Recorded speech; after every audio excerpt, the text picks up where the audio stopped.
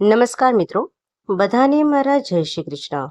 મિત્રો, આજે આપણે ખૂબ જ સુંદર ટોપિક વિશે વાત કરવા જઈ રહ્યા છીએ. આજનો ટોપિક છે કીડિયારું પૂરવું. હા મિત્રો, ચૈત્ર મહિનો શરૂ થવા જઈ રહ્યો છે, તો આપણે બધા કીડિયારું પૂરી અને પુણ્યનું કામ કરીશું. આપણને ઘણું બધું પુણ્ય મળે છે. તો મિત્રો, ચાલો આપણે બધા આ પુણ્યનો લાભ લઈએ. તો કીડિયારું કઈ રીતે પૂરવું અને આ કીડિયારું પૂરવા માટે કઈ કઈ વસ્તુઓની આપણે જરૂર પડશે તેની વિગતે આપણે ચર્ચા કરીશું. આજે આપણે વિડીયોમાં એ બાબતમાં ચર્ચા કરવાની છે. એની પહેલાં જો તમે મિત્રો નવા હોવ તો વિડીયોને લાઈક કરી દેજો, ચેનલને પણ સબસ્ક્રાઈબ કરી દેજો. મિત્રો, વર્ષમાં ફક્ત એકવાર જો તમે આ રીતે કીડિયારું પૂરી દેશો તો જીવનમાં ક્યારેય પણ દુઃખ નહીં આવે. ફ્રેન્ડ્સ, ચૈત્ર મહિનો ચાલુ થવાનો છે, તો તમે પણ જરૂરથી આ રીતે કીડિયારું પૂરવા જરૂર જજો. અને ચૈત્ર માસ એટલે કીડિયારું પૂરવાનો જ મહિનો. ચૈત્ર માસમાં કીડીઓ છે એ આખા વર્ષ માટે ખોરાક ભેગો કરે છે. આપણે જો બીજે ક્યાંય ન જઈ શકીએ તો શેરીમાં, મંદિરમાં, બગીચામાં, ઝાડની પોચી જમીનમાં આ રીતે પણ આપણે કીડિયારું પૂરી શકીએ છીએ અને પુણ્ય આપણે કમાઈ શકીએ છીએ. એક મહિનો વ્યસન ઓછું કરજો, પણ આ રીતે એકવાર તો કીડિયારું તમે વર્ષમાં જરૂર પૂરજો. જીવનમાં ક્યારેય પણ તમને દુઃખ નહીં આવે. કીડીને કણ અને હાથીને મણ, દેવાવાળો તો ઉપરવાળો જ છે મિત્રો. આપણે તો ફક્ત એના નિમિત્ત બનવાનું છે. આપણે રોજે હજારો માણસોને ન જમાડીએ પણ હજારો જીવને ખોરાક આપી શકીએ છીએ. એટલી શક્તિ તો ભગવાને આપણામાં આપેલી જ છે. જો મિત્રો તમને આ વિડીયો પસંદ આવે ને તો વિડીયોને તમારા ફ્રેન્ડ સર્કલમાં, તમારા સગા સંબંધીમાં તમારે વધુમાં વધુ આને શેર કરવાનો છે, જેથી બધા લોકો આ પુણ્યને કમાઈ શકે. આ વિડીયો તમને પસંદ આવે તો ચેનલને સબસ્ક્રાઈબ જરૂર કરવાનો છે મિત્રો, એ ભૂલતા નહીં. તો ચાલો, ચૈત્ર મહિનો આવી રહ્યો છે તો તમારે જરૂરથી આ રીતે કીડિયારું પૂરીને પુણ્ય કમાવાનું છે. આ કીડિયારું કેવી રીતે પૂરવું એની આજે આપણે ચર્ચા કરવાના છીએ. કીડિયારું બનાવવા માટે કેટલી સામગ્રીનો જરૂર પડશે એ જોવા માટે વિડીયોને છેલ્લે સુધી જોતા રહેજો. કીડિયારું બનાવવાથી કીડિયારું આપણને કઈ રીતે રાખવાનું છે તેની પૂરેપૂરી માહિતી આપણને આ વિડીયોમાં જોવા મળશે, તો તમે જરૂરથી જોજો. મિત્રો, કીડિયારું પૂરવા માટે આપણે આ રીતના નારિયેળ લેવાનું છે. નારિયેળ આપણે સૂકું લેવાનું છે, જે કરિયાણાની દુકાનોમાં કે પૂજાની જે સામગ્રી મળતી હોય એ દુકાનમાં તમને મળી છે. પછી પાણી વગરનું નારિયેળ છે એ તમને ગમે ત્યાં મળી જશે. હંમેશા કીડિયારું પૂરીએ આપણે ત્યારે પાણી વગરનું જ નારિયેળ લેવાનું છે મિત્રો. હા, નારિયેળની આપણે છાલ છે એ કાઢી નાખવાની છે અને નારિયેળની જે 3 આંખ હોય ને એમાં આપણે હોલ કરી દેવાના છે. ખાસ યાદ રાખજો મિત્રો, જો આ રીતે આપણે બધા નારિયેળની અંદર હોલ કરી દેશું એટલે શું થાય તો કે ચોમાસું આવે અને વરસાદ આવશે ને એટલે કે કીડીને છે એ ખોરાક મળી રહેશે.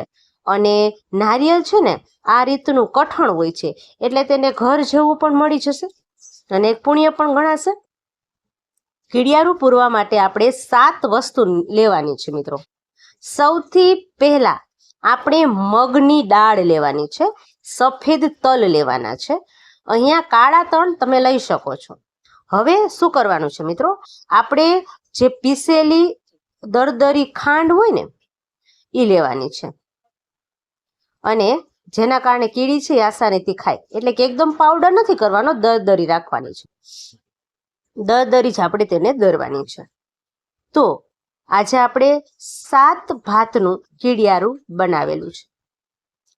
આ કીડિયાનું પરફેક્ટ માપ નથી હોતું.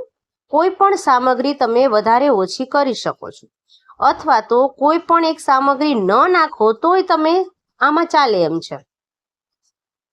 મિત્રો, અહીંયા આપણે રવો, ઘઉંનો જાડો લોટ અને ચોખાનો જાડો લોટ લઈ શકો છો.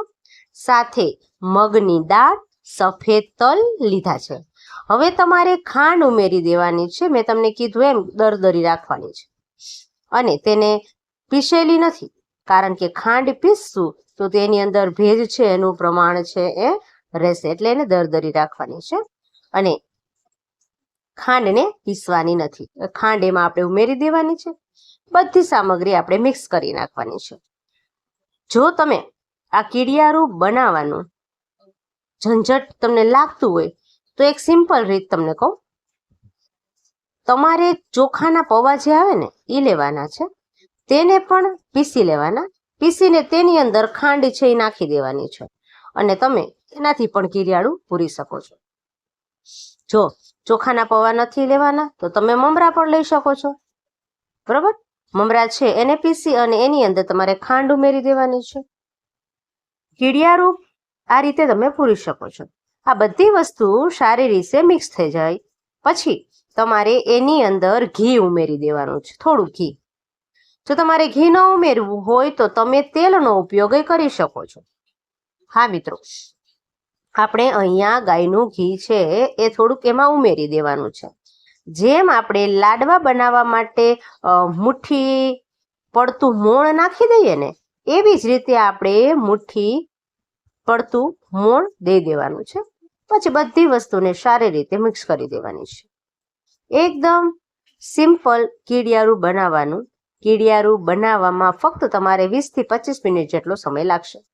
હા મિત્રો, હાલમાં ચૈત્ર મહિનો શરૂ થવા જઈ રહ્યો છે તો તમે જરૂરથી આ રીતના કીડિયારું છે એ પૂરી દેશો તો ઘણા મોટા ઋષિમુનિઓ જે હોય એ પણ એવું કહે છે કે કીડિયારું પૂરવાથી આપણા કરજા હોય, દેવા હોય, એમાંથી તમને મુક્તિ મળી જાય છે. હવે નારિયેલ છે એની અંદર આપણે જે ઓલા હોલ કરેલા હતા ને એની અંદર આપણે આ કીડિયારું ભરી દેવાનું છે. સારી રીતે દબાવતા જઈને આપણે ભરી દેવાનું છે. આ મસાલો સેમ પ્રોસેસથી આપણે બધા જ નારિયેલમાં આવી રીતે કીડિયારું ભરી દેવાનું છે. ચોમાસામાં જ્યારે વરસાદ આવશે ત્યારે આ નારિયેલ છે તે કીડીઓ માટે એનું ઘર પણ બની રહેશે અને આ એક નારિયેળ છે તે કીડીઓને ઓછામાં ઓછું 1 મહિના સુધી આરામથી ખાઈ શકશે. જો તમે અખંડ કીડિયારું પૂરવા માંગતા હોય તો આ પ્રોસેસ તમારે દર મહિને તમારે કરવાની છે. મહિનામાં કોઈ પણ એક વાર તમારે નક્કી કરી લેવાનો છે. પૂનમનો દિવસ છે તો કીડિયારું પૂરો, તો આવતી પૂનમે તમારે ફરી કીડિયારું પૂરી દેવાનું છે. ખરેખર મિત્રો, આ કરવાથી ખૂબ સારું થાય છે.